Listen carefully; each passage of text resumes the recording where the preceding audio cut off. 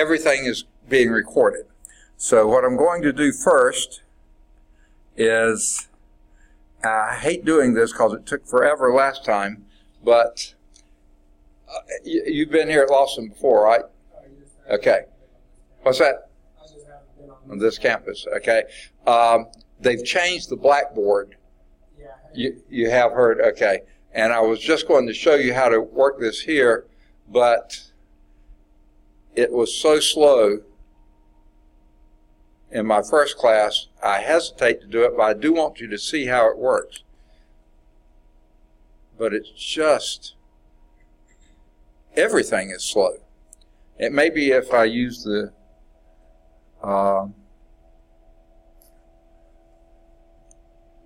me see if it's any faster to use this icon.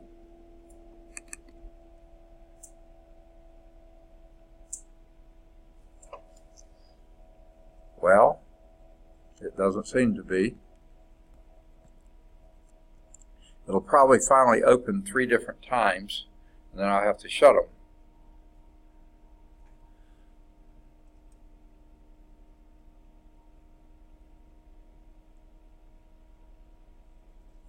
Man, everything's taking forever. Here we go.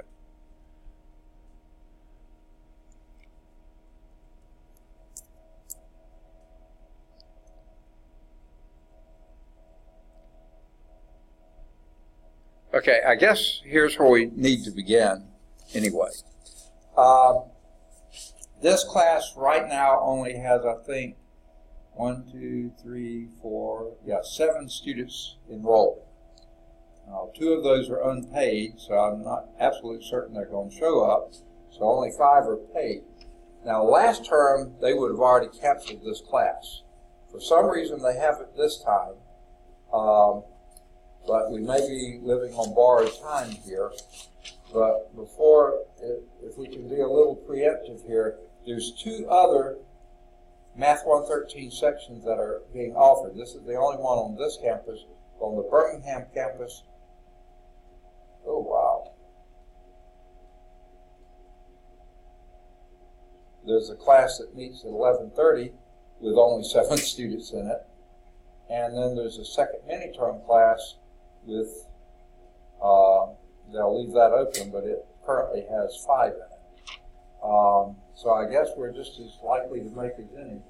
So, let's see what we, yeah, 7. So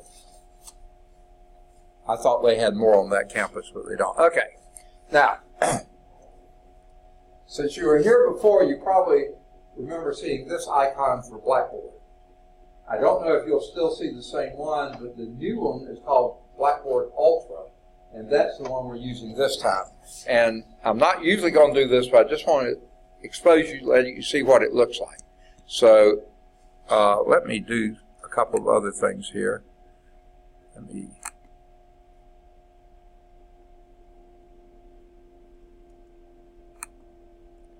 for some reason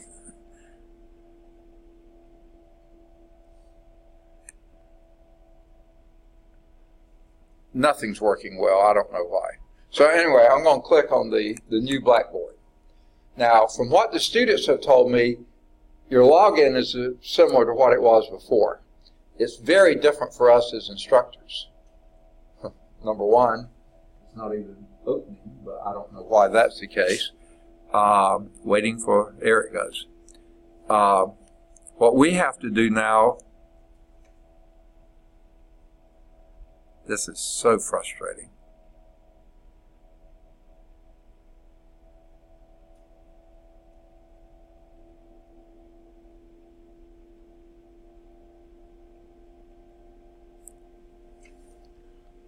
Most of the time, it would have already given me a screen, and now it's just sitting here. But it's not making me log on again, which is interesting.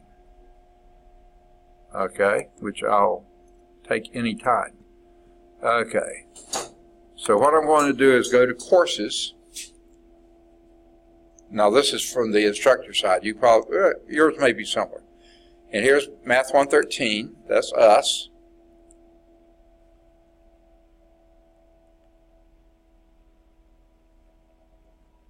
and here is the syllabus. So this part is a little better put together, I think, than the old was. You may like it. Now, in the past, I could just click on this and open the syllabus. Now it takes me to another screen, and in the past, I could click on this. Well, let me try clicking on this. And it doesn't open, or at least it doesn't act like it's going to open. So what I have to do, or had to do last time, is go over here and say, download original file. Now, there's no reason I should have to do that. I should be able to click on it, but it doesn't seem to be working. Now, this morning in my first class, it took forever to open this, and that's why I said I wasn't going to do it again, but I'm trying it again just so you can see how this works. From here on, I'm going to be teaching, not going through Blackboard. I just wanted to show you all the new features of it, if I could. I'm not going to get all of them, because like right now, well, that made it seem like it was going to move faster.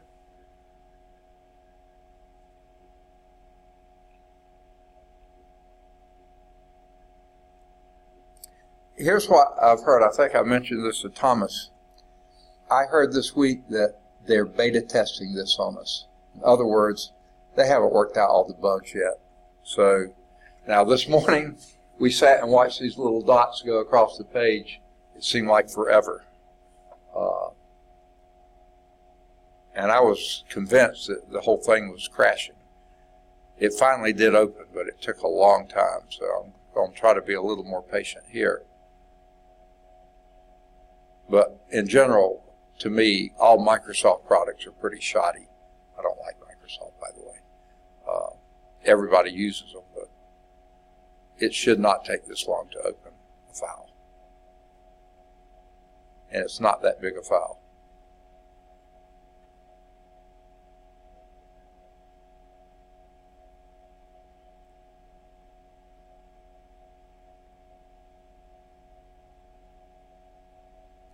Goodness gracious.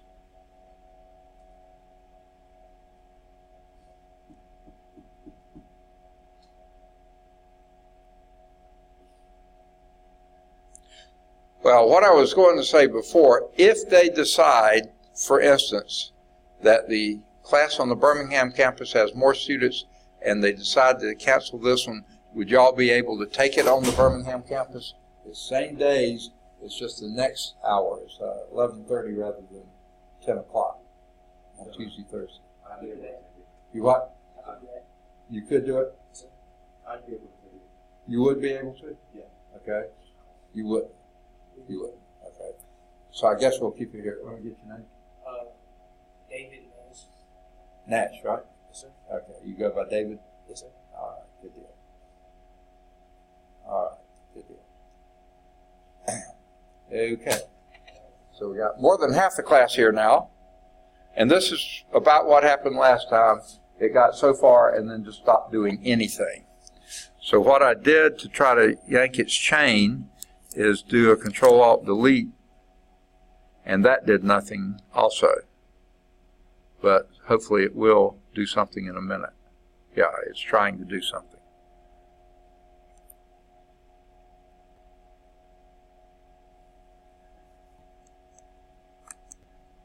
There we go.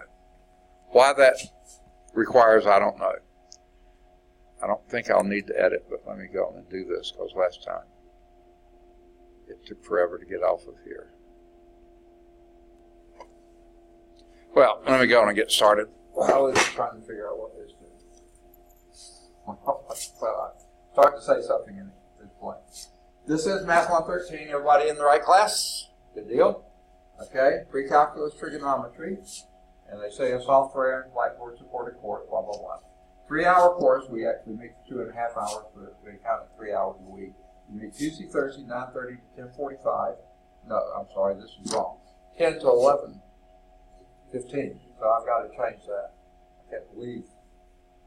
I guess the class hasn't made for a while. We used to be at that time, so I'll get that changed. Sorry about that. But we are right on the right campus, Bessemer campus, room 255. My name is Charles Fowler, for those of you who haven't had me before. Most of you have. Okay. My office, just to let you know where my office is, we're right here in this corner classroom here. Go out the door here, hang a left, go down that half flight of stairs right there, and then go almost to the end of that hall. The last office on the left before you get to the stairwell is 265. That's where my office is. So you can catch me there. Now, let me explain this about my phone. Okay? There's my phone number, 929-3449. Let me recommend this. Only call me during my office hours. If you call me during class, I'm not going to hear the phone ring. If you leave a message, I may not ever hear the message because our phone voicemail is very strange. Sometimes it works, sometimes it doesn't, sometimes it says it's full, sometimes I can't access anything.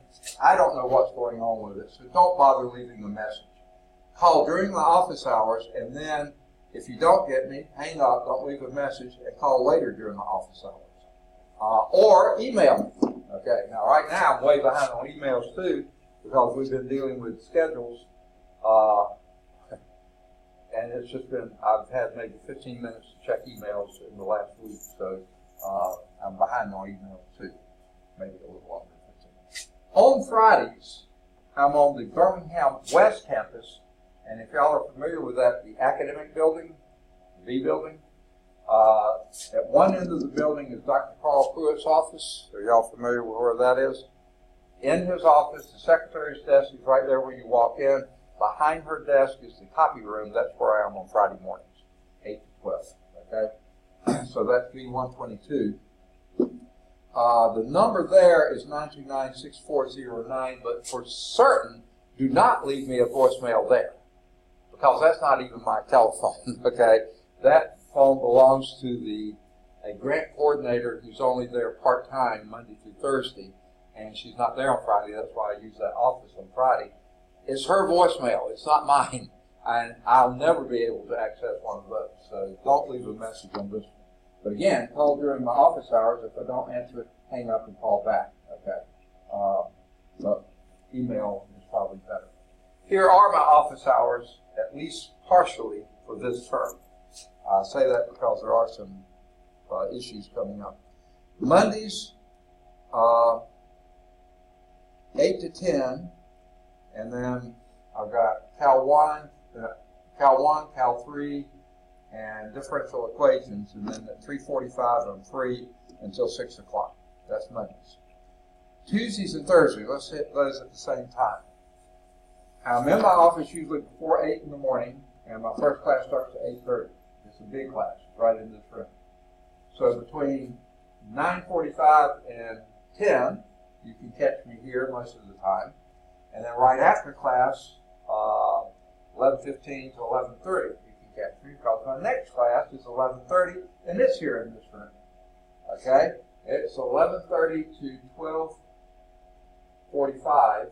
So from 12:45 until 1:15, that's another group of office hours. So I'm going to change this and put that on there, 12:45 to 1:15. The reason I don't have the office hours right, I wasn't sure which classes were going to make and which were not going to make. Last fall, they were canceling classes like crazy. Last night, they did some of that, but they didn't do it as drastically as they did last fall. So now Wednesday starts out like Monday, 8 to 10 I'm free. I did have a class then, but I gave it to somebody else because they needed it. But I don't have the 3:45 until 6 time because I teach a physics class on the Birmingham East Campus in the evenings on Wednesday, so I have to drive over there. So I don't have this 3:45 to 6. So the best time I have there is 11:45 to 12:30. Okay? That's after my Cal 1 class, before my Cal 3 class. Okay?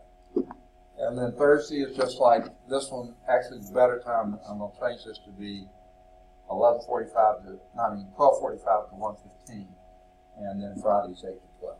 Now, most of the time I'm there before 8. Almost always I'm there after 12, but they just require us to put 4 hours down, so that's what I do. Okay. Course description. Now, I take it that most of you, where is my cursor?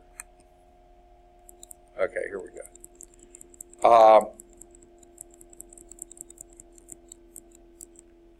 I take it most of you have had Math 112, right? Okay. Figured you did unless you scored for 113.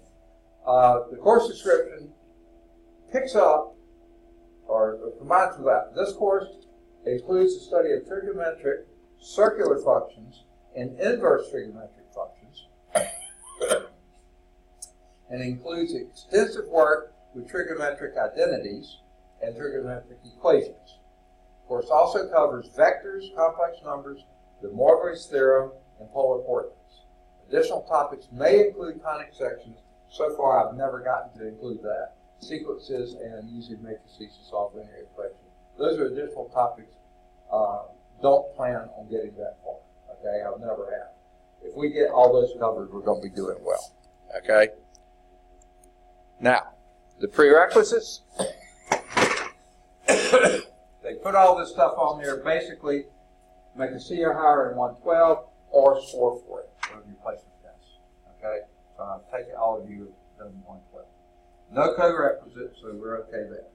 The textbook is the same book. That's why I asked before. Same book you use for pre-calculus. Okay? In pre-calculus algebra, you did chapters 1, 2, 3, and 7. You skipped 4, 5, and 6. Well, that's what we're doing in trig, 4, 5, and 6. Okay? So it's the same book, 10th edition, and the same author, Ron Larson. Now, for those who've been in my class before, you probably have heard this. For those who haven't, let me say this.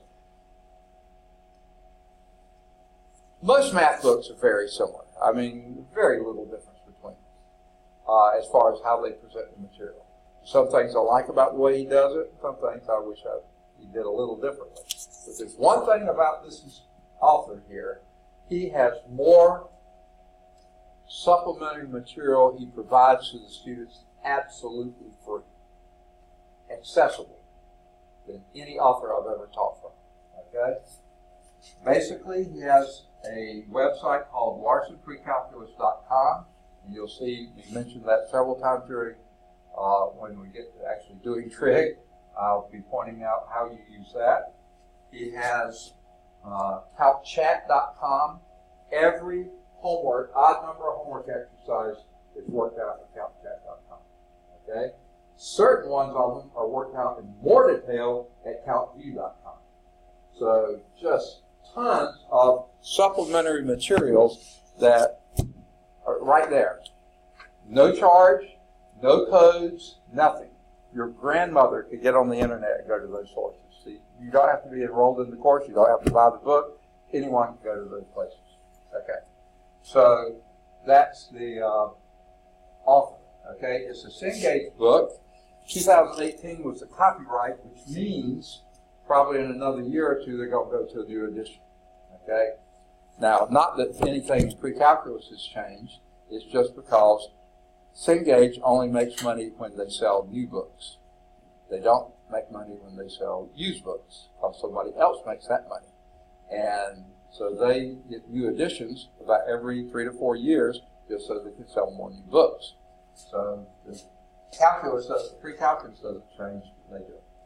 Also required paper, graph paper, pencils for quizzes. No, we don't have that. For tests, I'll provide graph paper if you want it. If you like your own better, you can certainly use it. Whoever wrote this put pencils down.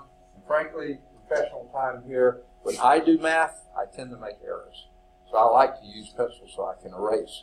If you don't mind using ink, that's fine with me. I don't care, but I just don't do it myself because I make too many errors. Now, because this is a Cengage book, you're able to use this Cengage Unlimited. And are y'all all familiar with that already? Okay.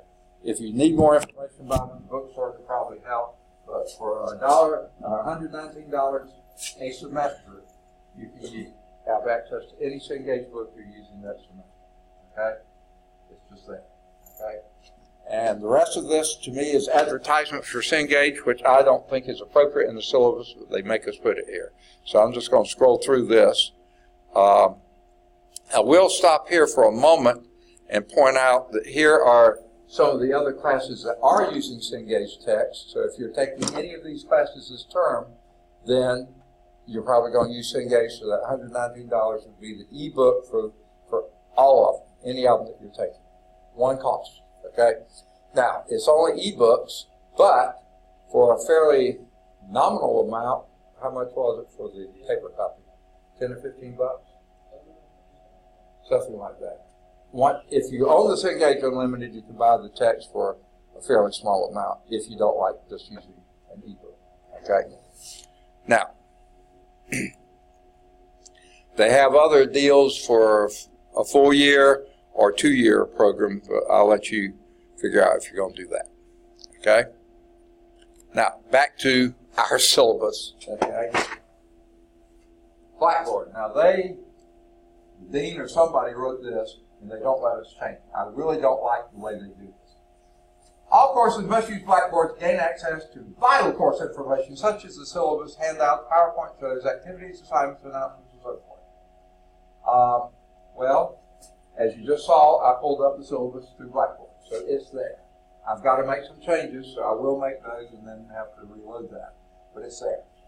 Handouts. Most of the time, if I have handouts, I'm going to hand them out to you, so I don't do that through Blackboard most of the time. Okay?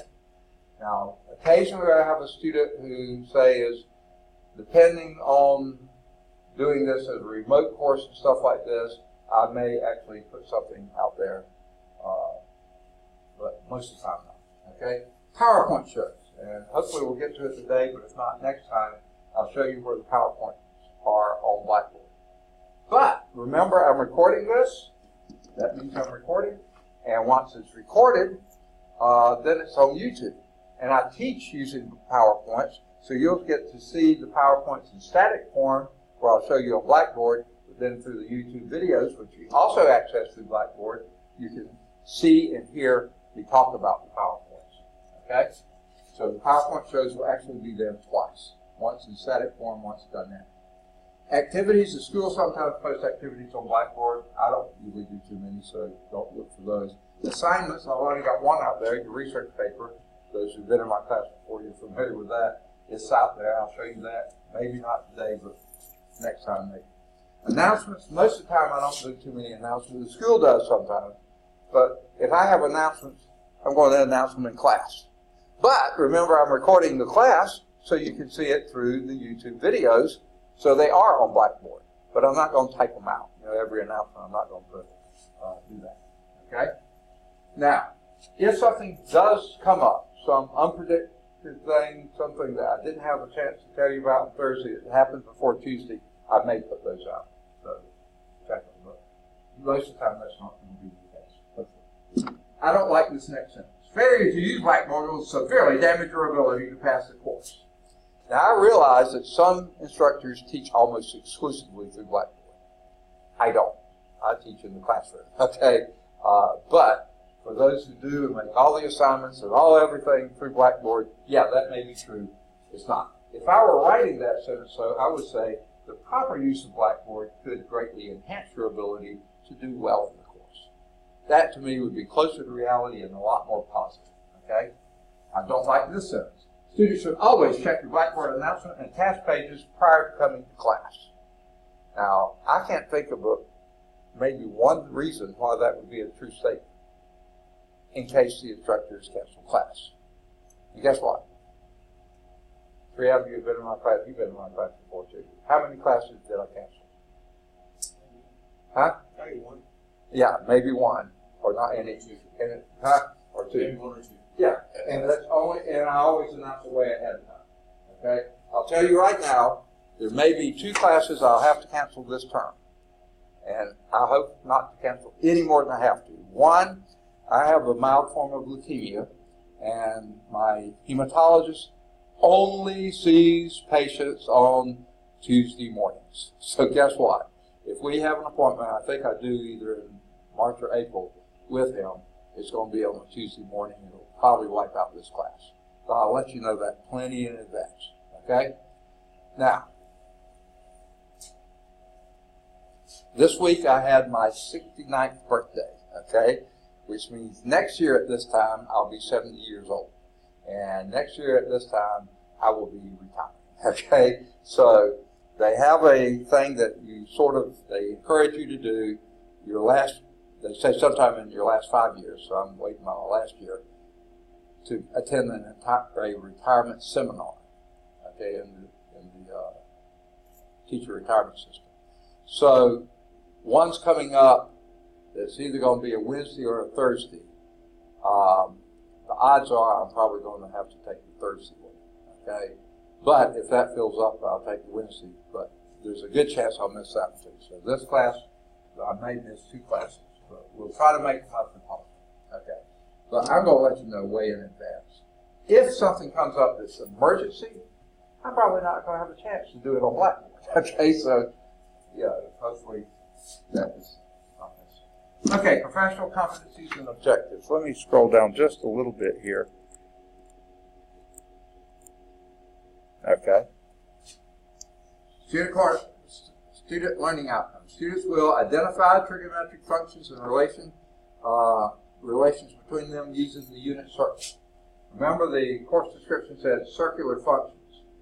I don't think of trig functions as being circular. I think of them being angular, okay? But the unit circle is what they're talking about there, okay? So we'll approach that first, and then we'll identify trigonometric functions and use the trigonometric laws by using the trigonometry of right triangles. That's how I first learned trigonometry way back in the dark ages when I was taking it. I always think of it that way and then do the unit circle based on this. Most modern texts do the unit circle first and then do the right triangle. It doesn't really matter. Okay? And by the way, those are both in chapter 4. Okay? Then, identify trigonometric functions. Analyze trigonometric identities. That's chapter 5. Okay? Solve trigonometric equations using inverse trigonometric functions. That's 4 and 5. Okay? Plot complex numbers. Okay, yeah.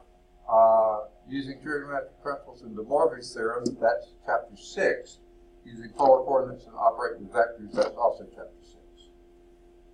Write a library or internet-based research or application paper based on subtopic in trigonometry. That's your research application paper. And then we'll have a comprehensive final exam that covers all 3 chapters, and we will. That is required because that measures your total student learning, and so don't come up at the end. I made a AR on my test. Do I have to take the final? The answer is yes, because that's how we measure your total learning. Now, I wanted to point out one other thing here. Notice chapter 4 says tests with the S on it. 5 and 6 only say tests with T at the end. I've taught this many times before. Chapter 4 is a long, long chapter. And I found out it's probably better to do a break in the middle and do a test on the first 4 sections and then another one on the next 4 sections. Because 8 sections is a lot of material to do one test. Okay, now, I do have a question for you though. You get some input here. Do you prefer in-class test or take-home test? Take-home. What? My goodness, I'm shocked. I never saw that coming. Okay. Because for this smaller class, I see no reason not to do a take-home test. Okay? So, since it'll be take-home test, I'm not giving you quizzes. Okay? And pre-calculus algebra, for those who had me for that, remember midway through the chapter, I give you a take-home quiz, and at the end of the chapter, an in-class test. Since we're doing a take-home test, it should be sort of redundant to do a take-home quiz and a take-home test. So we'll be doing take-home test. Now, especially the first 3 of these, the 2 for chapter 4 and 1 for chapter 5, they are going to be very thorough tests. They're going to cover everything we've covered in those portions of those chapters. So they're very good. very inclusive. Usually the last chapter test and the comprehensive final, because they happen at the end of the term, I don't want them taking you forever to get those in, so I make those a little bit short. But they will cover them here. Okay, so now let's talk about how I evaluate and assess you. Okay? The research application paper is required. That's not optional, required for the course. We count it as a test that cannot be dropped. Okay? Now, the test will be given at the midpoint of chapter 4, the end of every chapter, and of those 4 chapter tests, mid-chapter test and chapter test, I will drop the lowest of those 4. Okay? If it helps you. If it helps your average. The lowest chapter test score may be dropped. The paper will be average of the remaining tests and the comprehensive final exam that cannot be dropped. You have to take that as well. And that will then be your grade for the course. The comprehensive final exam cannot be dropped. It will count as 1 chapter test score. So you can't drop the paper, you can't drop the final, but you can drop one of those 4 tests in the middle. Now, the dean or whoever came up with this really got big on plagiarism. And it's an important topic. So let me just summarize it. Don't do it, okay? Just don't do it, okay? Why they put it there, I guess there's a reason, but it seems like a crazy place to put it. But basically, when I average those things together, if you're in the 90s, you get an A, 80s a B, 70s a C. Don't go down to here, okay? 60s are D's and 50s and below are F's. Don't go there, okay? Now, if you've been in my class before, you've heard me say this before. Whoever it was that came up with this syllabus, it just drove me as a mathematician crazy, because obviously who did it wasn't mathematically inclined. Here's how it originally read. The instructor always rounds up, never down. That was the first sentence here. And then this sentence was exactly the same. For example, a 79.5% will be rounded up to an 80%, a B, but a 79.4% would remain a C. Well, guess what that is? That's rounding down, because it rounds it down to a 79. But she just said up here, always rounds up, never down. So in order to make this make sense, I'll just put the instructor rounds normal. Anything that's a 0.5 or higher goes up. Anything that's a 0.4 below is dropped. Okay, so that's what we do. Don't sweat that. Most of the time, no one's in that category. Okay. All right. Absence. Even though I record all the classes, guess what? Now, this actually happened here on this campus. I mean, at this college. Okay, not just this campus. One time in the middle of the term, I came in and tried to log on to Screencast-O-Matic, and it wouldn't log on. Nothing happened. So I called down and said, what's going on here? And they started looking into it, and they got back to me and said, oh, somebody forgot to pay the bill. And they cut us off. So guess what? For about a week or 2, I couldn't record any classes, okay? So don't count on this working every time.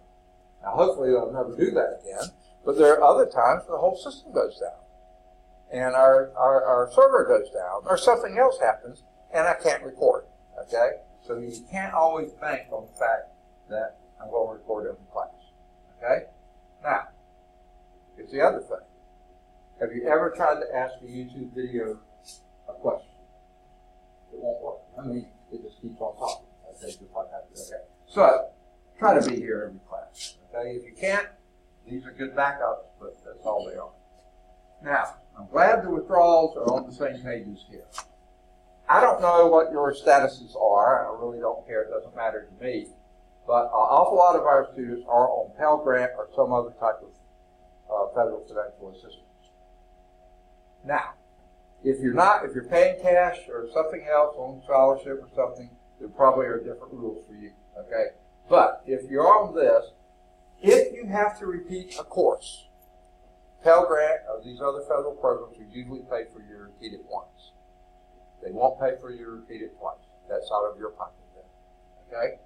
Now, why would you have to repeat a class? Well, if you made a D, now, let me time out here. It used to be Lawson said a D was not passing. It wasn't exactly failing, but it wasn't passing. And if you made a D, you had to repeat the course. They have backed off of that a little bit and allow some Ds to count, but you have to figure out which ones count and which ones don't. And that's sort of difficult. Okay? F's never count. Okay? Never count. And a W doesn't count. But I hope that a D is always going to, not that you, I hope you make a D, but I would hope that a D would lower your grade point average. The only way it wouldn't is if your grade point average was less than a 1.0, then a D would help you. So I'm guessing a D would always hurt, okay? An F will always hurt because that's a 0. A W does not hurt your grade point average at all, okay? Now, so guess what?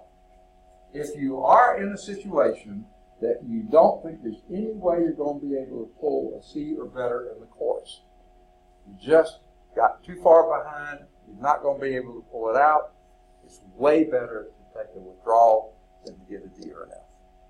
Because Pell Grant doesn't care. They'll pay for one retake, but not two, whether it's D, F, or withdrawal. That doesn't matter to him. A withdrawal doesn't hurt your grade point average, a D and F does. Okay? So I see no reason not to take withdrawal. They talk about, can prohibit progression in nursing and other allied health programs and blah, blah, blah. Guess what? A D or an F is also going to, they're going to be the same effect. The only difference is this doesn't hurt your grade point. Okay. Now, makeup work. That's kind of a crazy concept here, it seems like to me, because everything's take-home, isn't it? So how do you have makeup work with a take-home test? Here's what I do want to say about it. Try to get your test in. Try to get them in within a week. Now, what did I just say a little earlier? These are very comprehensive tests. So it may take you more than a week. That's okay. Okay? However, try to get them in before we finish the next material for the next test. Because otherwise, you don't get feedback in time to keep from making the same mistake twice. So always try to get it in within a week if possible, but if not, definitely before I pass out the next test. Okay? So do that. Lateness policy, especially because I have a class right before this, and it's the same book, same everything, I'm going to be here. So I'm going to try to get started always on time.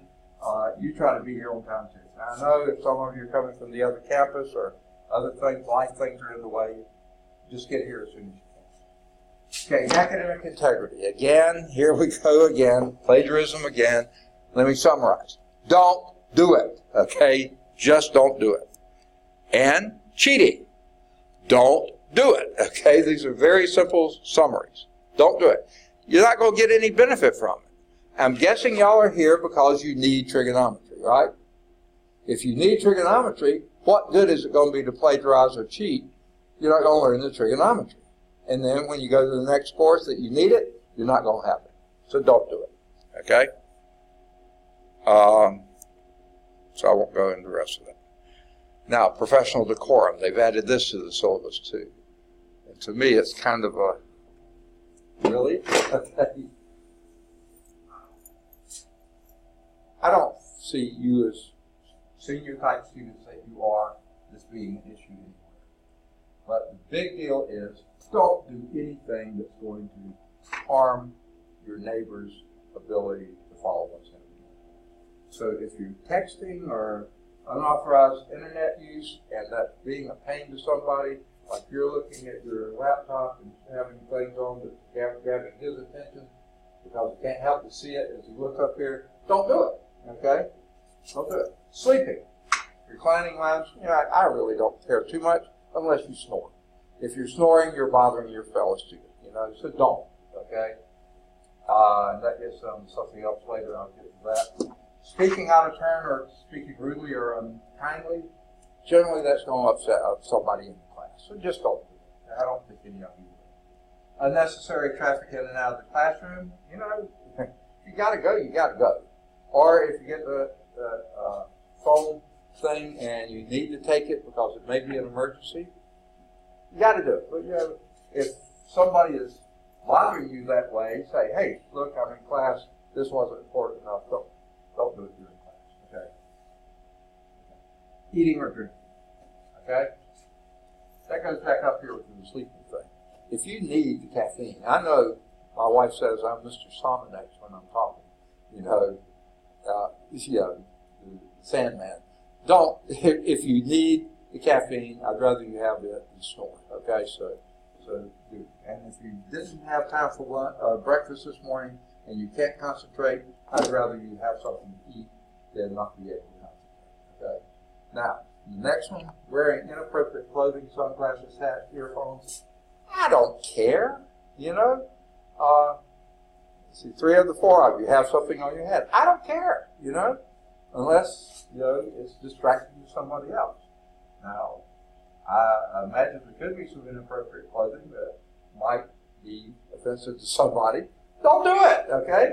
You know that. Okay. So, anyway, I'll let you. Course concerns. Okay, this is stuff we have concerns about you, I guess. Here, if you have concerns about us or me. Okay? If you don't feel like you're getting a fair shake and that you're being listened to or whatever, come and talk with me. Please.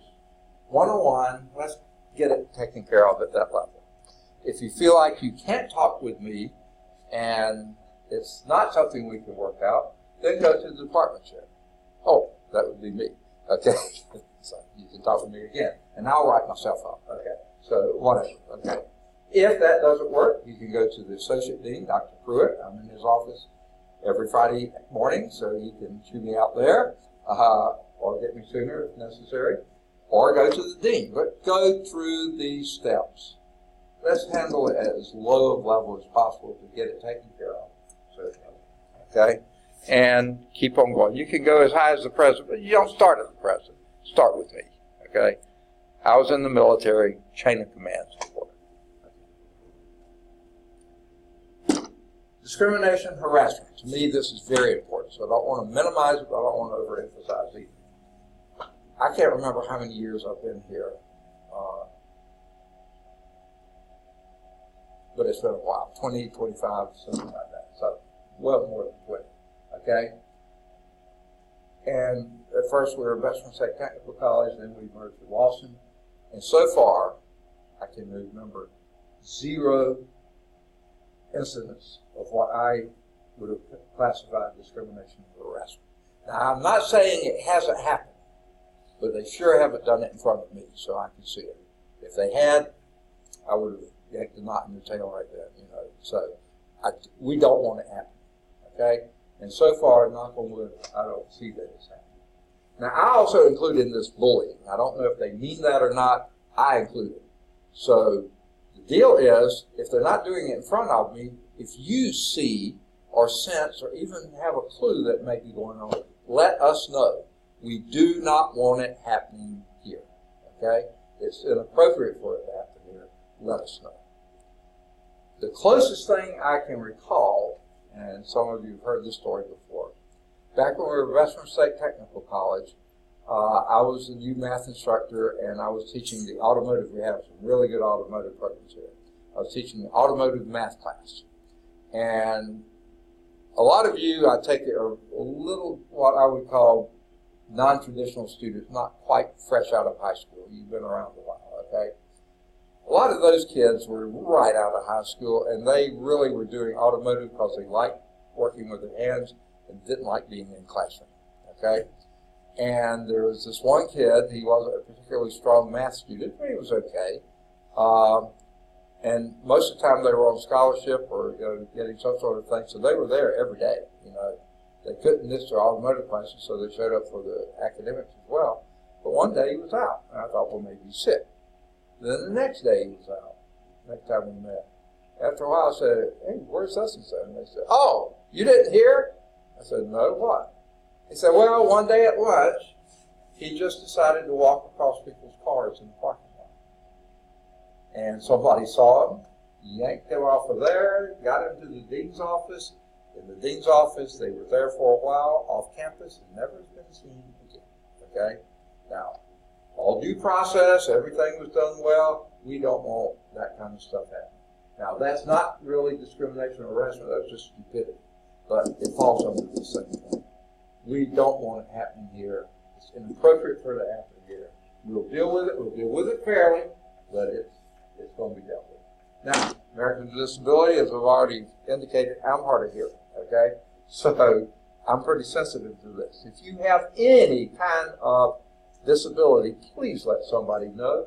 And who's the somebody? Dr. Renee Herndon on this very campus. And she is in charge of the Office of Disability Services. Or if you happen to be on the Birmingham campus, Ms. Janine McCoy-Jones, she's also qualified and experienced in dealing with this. Please let us know, okay? I've had one student, this many years ago, back from Western State Tech, he had some brain tumors or something, and one of them had wrapped itself around his auditory nerve, and he was basically legally deaf. So he had his tape recorder right on my corner of the desk, recording everything that went on. When he got home, he could crank that up as loud as he needed to hear what was going on. Fine. We want you to learn. We want you to have every opportunity to learn whatever it takes. So please let somebody know so we can account for this. All right. Now here's our college calendar. Okay? Classes started today. And drop out also started today, and it ends next Wednesday. Okay? Monday, a week from now, will be Dr. Martin Luther King Day. Now, that's sort of a good news, bad news situation, I guess. The bad news is the college is closed, there's no classes. The good news is it won't affect us any because we meet on Tuesday, Thursday, so we don't miss a class. Okay? No, we'll all enjoy having Martin Luther King Day. Okay, Friday the 31st. Don't get this confused with what I was talking about before. This is the last day to withdraw from all your classes and receive a partial refund. This isn't withdrawing from a single class, that's withdrawing from school. That's the last day you can do that and get a partial refund. You can do it later, but you get no refund. But you can get a refund, partial refund, if you do it by the 31st. Now, early March is midterm, and the midterm progress reports are due on March the 9th. Hopefully I don't have to do any, but if I have any reason to suspect that it would benefit you, I would make some reports before that. You know, we don't want you getting behind, okay? Now, here's the one I was talking about. The week after that is 60% completion date for Title IV funds. After that, if you withdraw, you don't have to owe the money back if you were on the Pell Grant or some other type of grant. If you withdraw before that 60% completion date, you owe the money back. Anything that Pell paid for you, you owe it back. So if you are going to withdraw from a class, do it before the 60% completion date. All right. Spring break's coming up the last week in March. Last day to withdraw from classes, so you can withdraw anytime between the 13th of March and the 20th of April. You can withdraw before the 13th of March and you don't owe money back.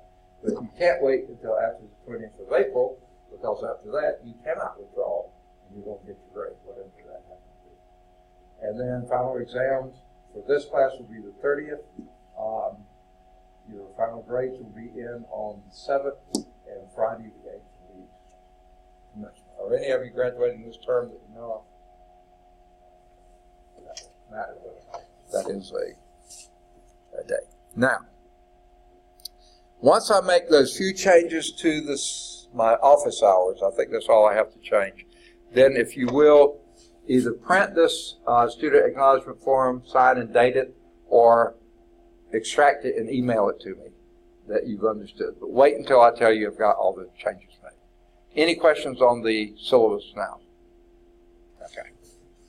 All right. So that was the syllabus. Now this is where Blackboard hung up in my last class. It seems not to be doing too badly now, I hope. Well, let's see. Usually if you click here, this closes it. And this is what happened in my first class. Nothing happened. I can't get off this page.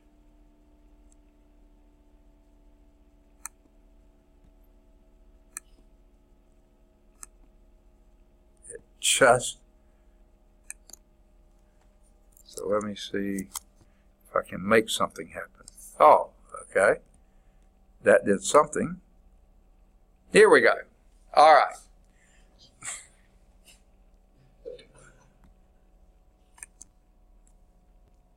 All right.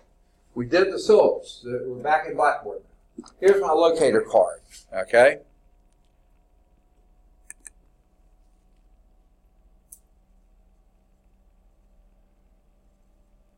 And it used to be I could click here. I don't think that's going to work, so I'm going to click here and download original file.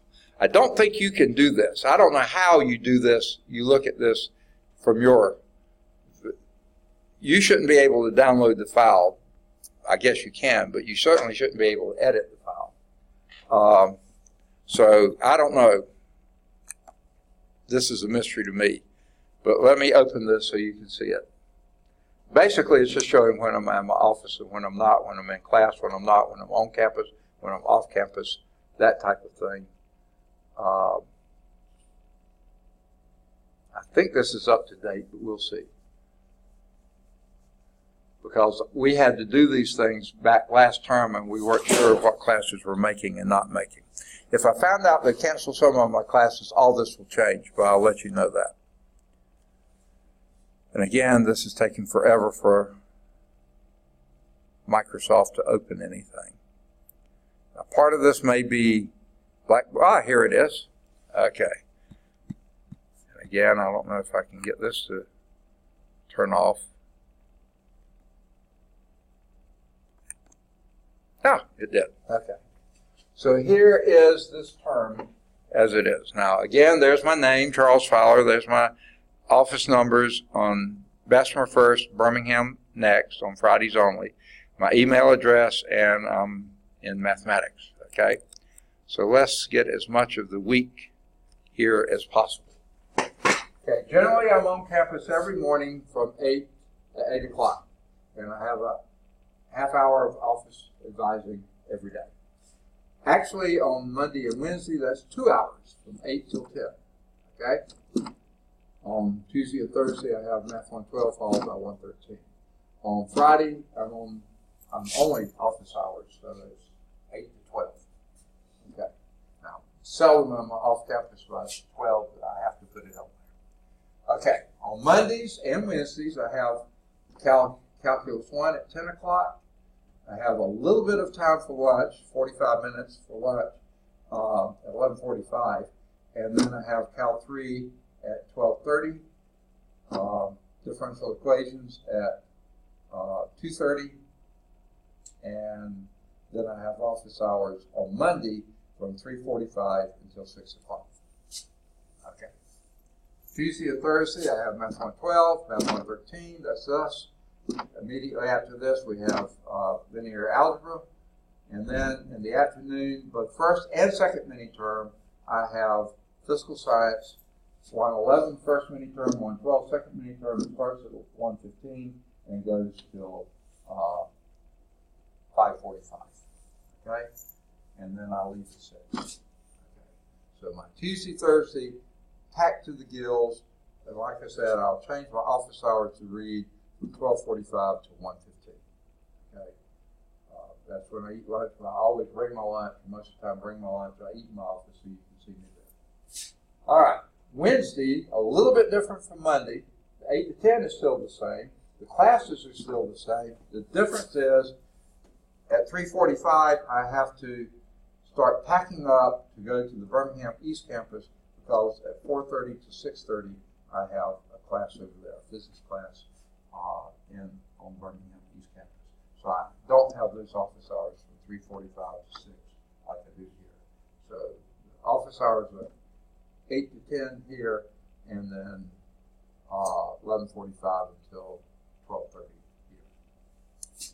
Okay, Tuesday and Thursday I've already covered, and Friday 8 to 12. Now, let me also say this about Fridays. They love calling meetings on Fridays. So just because it says I'm in the office, I won't necessarily be in the office. If I know they're calling the meeting, I'll let you know. If I'm going to be out from 10 till 3, or something like that. But if I don't know, if they don't call it until Friday morning, I won't be able to tell you. So there's my locator card. When I'm on campus, off campus, in class, out of class. Any questions? Okay, let's close this one out then.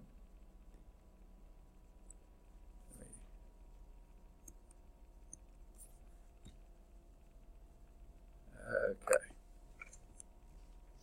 Hopefully I'll go back to here, and I did. How are we doing on time? We go until 11:15, right? Yeah, okay.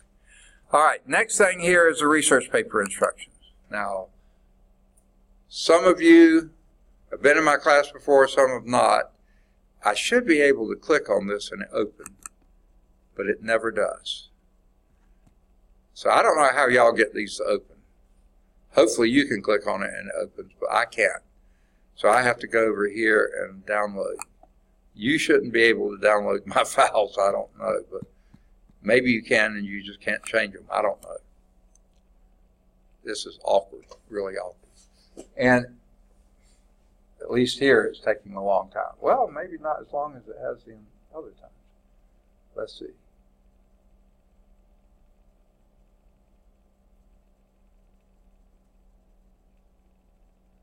Well, I guess that's, maybe you have to download it, but then it doesn't let you remove, I don't know.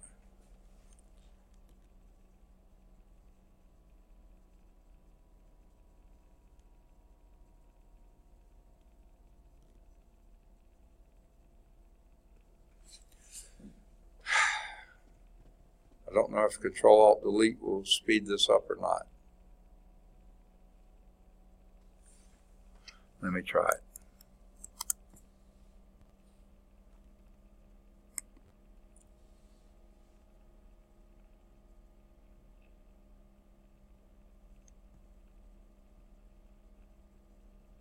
It says it's running.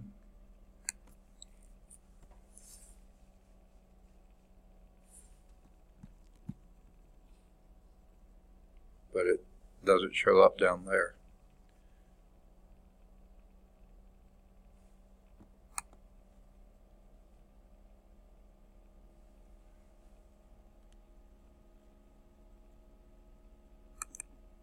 There it is. Maybe I should have done that.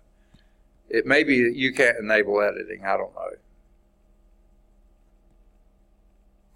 Okay. So here's the research paper instructions. Most of you have heard these before. You haven't. Let's go. You get to choose your topic. I'm not going to assign you a topic. You choose any topic within the scope of this course. In other words, anything to do with trigonometry. Anything to do with pre-calculus trigonometry. You can write on a person. If you remember, there was the Moivre's theorem. There's lots of people who have contributed to trigonometry. So you can write on the person. You can write on the theorem. Like, what is the Moivre theorem? How did he create it? What is it? Or any other theorem. There's lots of them out there too. It can be a phenomenon, okay, that has to do with trigonometry. One of the ways that trigonometry was started, and Aristarchus was one of the ancient Greeks who did this, they were studying the stars, and they used angles to locate stars, and that led to trigonometry. So it could be a phenomenon. An application. Now, I'll give you my favorite, just about of all time. I was teaching this course. This had to be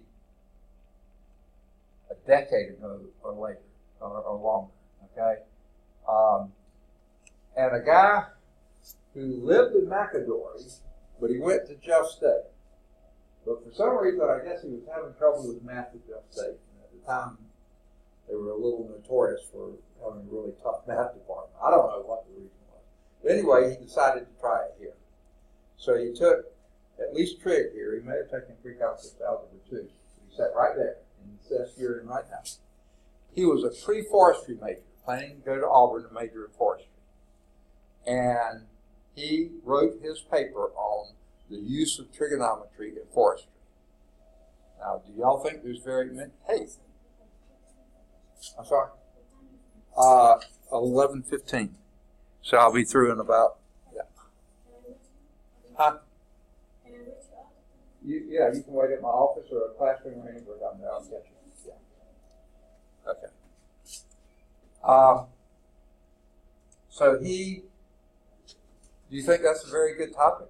Use of trigonometry in forestry? Okay. One of the things that a forester does is go out to the stand of trees, and if he's making an estimate to bid on, how much he wants to pay for cutting the lumber, and how much he thinks he can get out of it. One of the things he wants to know is how tall those trees are.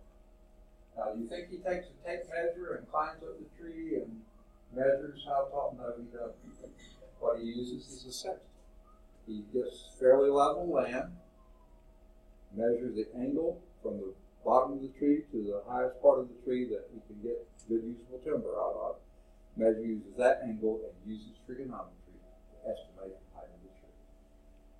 Great paper. He wasn't a great writer, but I really appreciate it because he was taking this course and finding an application of it in what he was planning to do. And it doesn't have to be what you're planning to do, any application. Okay, like I said, study of the stars. Okay, actually, one of Albert Einstein's theories on gravity was confirmed by the use of trigonometry. He had proposed something, but no one had known how to measure it. Something happened, a nova or something like that, and they were able to observe that and use trig to determine, his theory worked.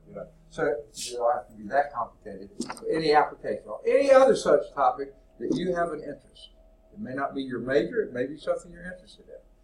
Or, now this is something I've added more recently, an internet application or demonstration that you find useful to the class. Let's just say that we've been going over, say, the Morgan's theorem.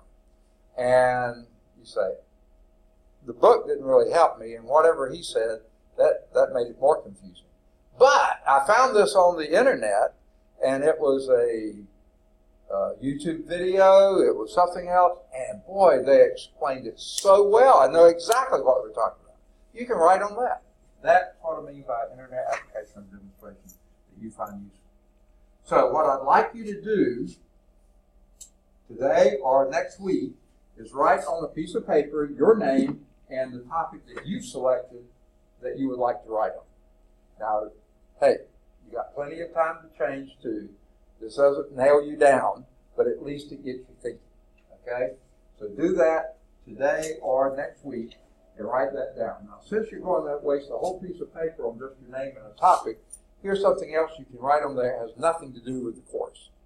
But periodically someone will come to my door, not like she did, but just like that, and say, this is in your trig class, we need to get in touch with them. Do you have a better number for them? The number in the system's not working. So if you have a number that you would want someone, only somewhere at the college, not another student, only some official at the college, if you didn't mind them having it, if you want to write down that on your piece of paper, you can write down your number, which I would guess would be your cell number. But if there's a chance that cell phone may die or may get run over by a truck, or you might lose it somewhere or just misplace it or something else, and you have a good backup number like Mama's landline or something like that, and you want to give me that number, you can do that. Or if some of you may work somewhere and they don't like you using your cell phones at work, but you can take outside message if it's some sort of an emergency. Not necessarily major, but something someone needs to get in touch with you. If you want to give me that number too. So you don't have to give me any numbers. You can give me 1, 2, or up to 3 numbers. I can't think of any reason I need more than 3 numbers. But I don't need them at all. So you can write that on the piece of paper as well. Okay. Now, How are we doing on time? Almost over? Oh, we got 3 more minutes. Okay, let me see if I can get through this. Okay, so turn that into it. You'll need to find at least one, but 2 or more are better, outside sources for your paper. This book has great ideas in it, and it has some information in it. But this cannot be your source for your paper. You've got to get it from outside the book. That's the whole purpose of it. It needs to be from the library or the internet. Now, I say that about the internet with a big grain of salt there, but from the library, it can be any book, journals, articles, newspaper, magazine, anything such as that you can find in the library or our library, any library, or a legitimate source found on the internet. Please, a lot of what's on the internet is total garbage. So don't give me garbage, okay? Be sure, if you have any doubt about whether it's a valid source, run it by me. I'll say, oh yeah, I've read that many places. Or, hey, I've never heard that before. I've never heard of this guy. I would be very careful about using that. The textbook, though, is not your outside source. It may be the source of ideas, but it's not the source of your paper. It has to be at least 1 word process page of text. Now, what do I mean by that? If you have a heading or whatever you want to do with your format, and then you have your title, and then you triple space, and then you start typing here, 1 page of text will go to the bottom of this page, and on a second piece of paper, start at the top and come down at least that far. So it's got to be at least 2 pieces of paper. 1 full page of text, but it's going to have to be at least 2 pieces of paper. Okay? Now, I suggest that you try to keep it less than 2 pages. You don't have to. If you get so fired up about your topic, and I've had some that have had really good topics, and they go on 2 or 3, 4 pages. If it's a good paper, not going to hurt you at all. If it's too short, you lose points. If it's too long, there's no points taken off of that. Unless, I've had this only happen in these 15-odd years that I've done this, and I've been doing it for 15 to 20 years. And I've taught from anywhere from 4 to 8 classes every term. And just about every class has this as a requirement. And most classes are way bigger than this one. So I've read a lot of papers. I've only had this happen a couple or 3 times. Someone decides to replace quality with quantity. In other words, I'm not going to do a very good job on this paper, so I'm going to give a lot of it to impress them, and they'll think it's a really good paper. That's not how it works, okay? Because when you turn in your paper, it's a 100-point paper. If I start reading it and start finding errors, you start losing points. So if you turn in a really lousy paper, you're losing quite a few points. And the longer you make that lousy paper, the more points you're losing. So don't do it. Turn in good quality work, and it doesn't matter how long the paper is. So try to keep it 1 to 2 pages. I want it double spaced. This is single spaced. I want you to double space it. It gives me more room to read and make comments, and also cut down the words you have to do. Use a standard pitch, 12 pitch or font. I don't want so small I can't read it. I don't want so big that 3 words fill up a page. That won't work either. Okay? Do a font that I can read. Any of these are good. I don't read Old English and all those fancy things, curlicues and Cyrillic. Don't get fancy on me. Okay? I think I've hit most of the other. I don't care what format you use, just be consistent about it. For instance, if you start blocking paragraphs, block all your paragraphs. Don't block a few and then indent a few and use one font to begin with and some other font later on. Be consistent, okay? Spelling, grammar is important, but so is content. So please get that. Now, well, why is this not moving? I don't know why it's not moving. Okay. It's a term paper, so it's due anytime this term, but that means it has to be in before the last day of class. Not the last day of finals, the last day of class. However, I suggest you get it done sooner, because usually the better papers come in early in the term. Those that are late till the very end of the term, and you try to cram it together, you don't do good proofreading, you usually are not as good at points. So here's, if you turn it in late, you lose points. That's the stick. here's the carrot. If you turn it in the month of January, you get 4 bonus points added. Whatever your score is, 4 points added to it. February, 3 points added to it. March, 2 points added to it. April, I'm going to say the first 3 weeks in April, you have 1 point added to it. Because the last week in April is actually maybe the last day of class, so that's why I say the first 3 weeks in April. That last week in April, you're not going to get any points added to it. Okay, and also, please turn in a single page from one of your sources. I don't need the whole source. I don't need every source. I don't need a page from every source. Pick a source, pick a page, print it for me, copy it for me from the library, whatever. Turn that in. Any question? All of it's out there. All right, we'll pick up next time with, see if I can get out of this. We'll pick up next time. Oh, let me go on and give you this. This is real quick. Okay. The WebAssign class code. If you do the Cengage Unlimited, here's your class key for this course. Lawson.al with these 8 digits. So if you do go through whatever I just called it, Cengage Unlimited, that's how you access your and it's on Blackboard. You can get it there. But I just want to show you where it was. Now, this gives you access to WebAssign. There are assignments out there on WebAssign. I didn't choose them. A guy at Cengage did. I said, look, if I have to have a code, just set me up a course. I don't use WebAssign. However, it has some good features to it. If you like WebAssign or if you want extra practice, it has good tutorial help. It has lots of good stuff. You can access this and use it to your heart's content. It'll only help you in the course. Okay? The reason I don't use WebAssign, I wound up spending just about as much time explaining why, okay, yeah, that's the right answer, but WebAssign just didn't recognize it was the right answer because you wrote it in a different form than they were looking for.